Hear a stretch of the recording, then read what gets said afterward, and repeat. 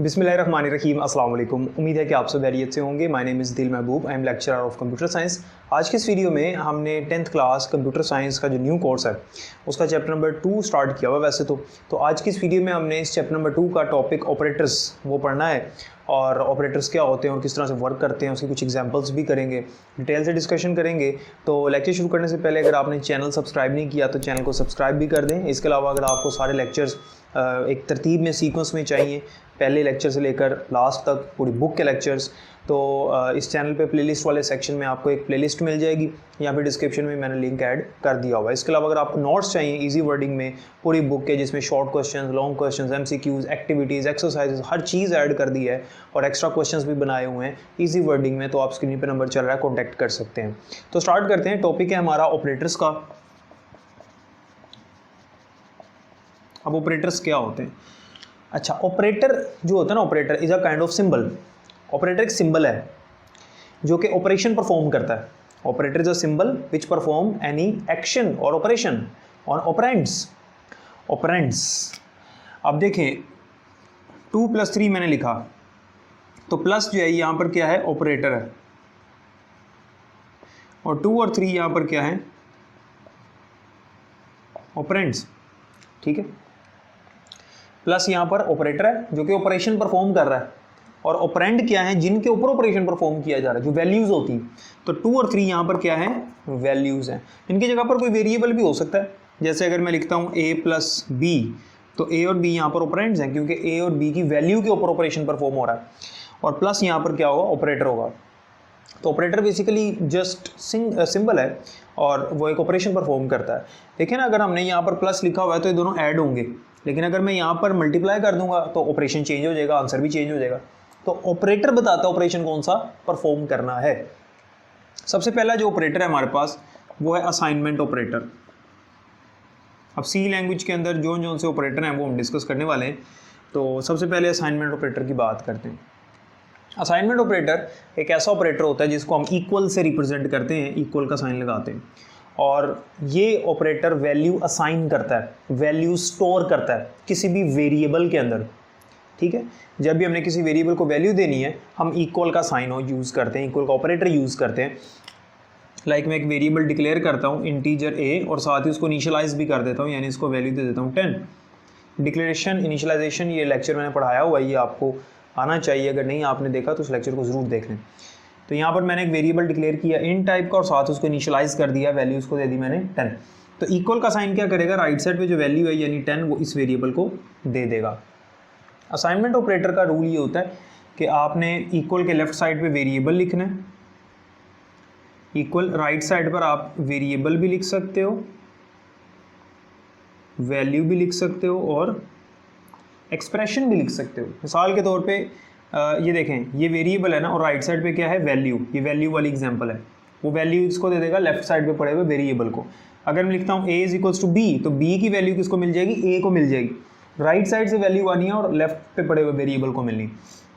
और अगर मैं लिखता हूँ a = 2 + 9, तो 2 + 9 क्या है, एक्सप्रेशन है, ये एक्सप्रेशन वाली एग्जाम्पल है। तो 9 + 2 कितना हो गया, 11, और 11 किसको मिल जाएगा, a को। तो लेफ्ट साइड पर सिर्फ वेरिएबल ही आ सकता है। अगर आपने लेफ्ट साइड पे लिख दिया 2 = a, ये गलत हो जाएगा। अगर आपने लेफ्ट साइड पे एक्सप्रेशन लिख दिया लाइक a + b = c, ये भी गलत हो जाएगा। लेफ्ट साइड पे वेरिएबल ही हो सकता है। हाँ, राइट साइड पर वेरिएबल भी हो सकता है, वैल्यू भी हो सकती है और एक्सप्रेशन भी हो सकता है।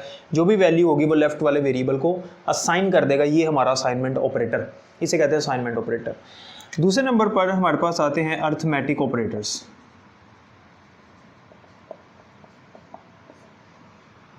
अर्थमेटिक ऑपरेटर्स हमारे पास प्लस है, माइनस है, मल्टीप्लाई के लिए सी लैंग्वेज में स्टैरिक यूज़ करते हैं, और डिवाइड के लिए हम ये स्लैश यूज़ करते हैं। और एक और होता है परसेंटेज का साइन, इसको हम कहते हैं मॉडुलस। ये मैं बताता हूँ क्या होता है। प्लस का तो आपको पता है सिंपल एडिशन करता है, जैसे यहाँ पर एडिशन हो रही है, यहाँ पर एडिशन हो रही है, ये सिंपल है। माइनस का आपको पता है सब्ट्रैक्शन के लिए होता है, ये होता है मल्टीप्लिकेशन के लिए, प्रोडक्ट के लिए, मल्टीप्लाई करने के लिए दो नंबर्स को। डिवीजन के लिए हम स्लैश इस्तेमाल करते हैं क्योंकि कीबोर्ड पे तो ऐसा कोई बटन नहीं ना है कि हम इस तरह से डिवाइड लिखें, तो ये नहीं आपने करना, आपने डिवीजन के लिए स्लैश लगा देना है। ये डिवाइड करता है दो नंबर्स को। डिवीजन के ऑपरेटर में ये होता है, अगर आप दो नंबर्स को डिवाइड कर रहे हो तो चांसेस है कि आंसर पॉइंट में आए, यानी फ्लोट में आ जाए। अगर दो नंबर्स डिवाइड होंगे ना आपस में तो 50% चांस होते हैं कि आंसर इंटीजर में आए और 50% चांसेस हैं कि आंसर पॉइंट में आए यानी फ्लोट में आए। तो जब आप दो नंबर्स को डिवाइड करते हो और दोनों नंबर्स इंटीजर हैं तो आंसर भी इंटीजर में ही आएगा। वो पॉइंट, अगर आंसर पॉइंट में आता भी है, अगर आंसर पॉइंट में आता भी है, वो पॉइंट के बाद वाले नंबर को इग्नोर कर देगा क्योंकि दोनों नंबर्स को हमने इंटीजर लिया हुआ है, दोनों नंबर्स इंटीजर्स हैं। मिसाल के तौर पे मैं एक वेरिएबल यहाँ पर लेता हूँ फ्लोट, ठीक है जी। Float a is equals to 3 divided by 2। अब 3 और 2 यहाँ पर क्या है, इंटीजर्स हैं। अच्छा, जब हम 3 को डिवाइड करेंगे 2 से तो आंसर क्या आएगा, 1.5 आता है ना। लेकिन यहाँ पर a में क्या स्टोर होगा, 1 स्टोर होगा। हालांकि मैंने a को फ्लोट लिया हुआ है, a को मैंने इसलिए फ्लोट लिया हुआ क्योंकि मुझे पता है आंसर पॉइंट में आ सकता है। लेकिन जब दोनों इंटीजर होंगे तो ये आंसर 1 स्टोर कर देगा और a की वैल्यू हो जाएगी 1, जो कि गलत आंसर है।